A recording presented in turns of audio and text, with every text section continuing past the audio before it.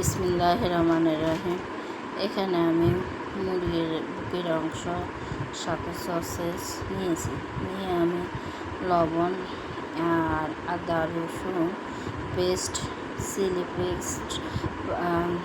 Paste, তারপর গরম মশলা, তারপরে আমি এখানে গোলমরিচ দিয়ে ভালো মতো মেখে আপনার কর্নফ্লাওয়ার আমি ডিম ব্যবহার করি নাই, এমনি আমি ময়দা দিয়েছি। দিয়ে আমি পায়ে আপনার ভালো মতো মেখে আমি রেখে দিয়েছি আধা ঘন্টার মতো।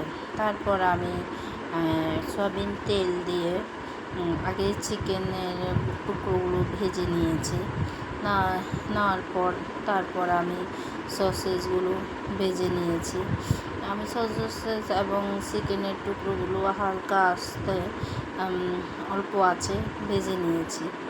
ভেজে নেওয়ার পর ভালো মতো ভেজে নিয়ে, কারণ যেন একটু ভালো লাগে, একটু জুসি টাইপ থাকে, এরকমভাবে রেখেছি চিকেন এবং সসেস। রেখে দেওয়ার পর আলুগুলো আমি গোল কিউব করে কেটে নিই। আমি একটু লম্বা, আমি সিদ্ধ করি নিই, যেটা করি নিই সেটা বলে লাভ নেই। আমি সিদ্ধ করি নিই, হালকা পাতলা হালকা মোটা এই টাইপের আলুগুলো ফ্রাই করে নিয়েছি।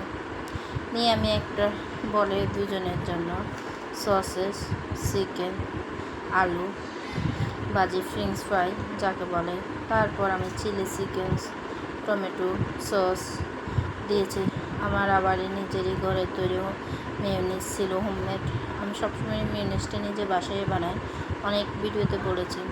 তারপরে এগুলো দিয়ে ভালো মতো মেখে, তো এখানে আমি আবারই কালো গোলমরিচ দিয়েছি, আর একটু sauces chilli sauces, sweet sauces দিয়েছি।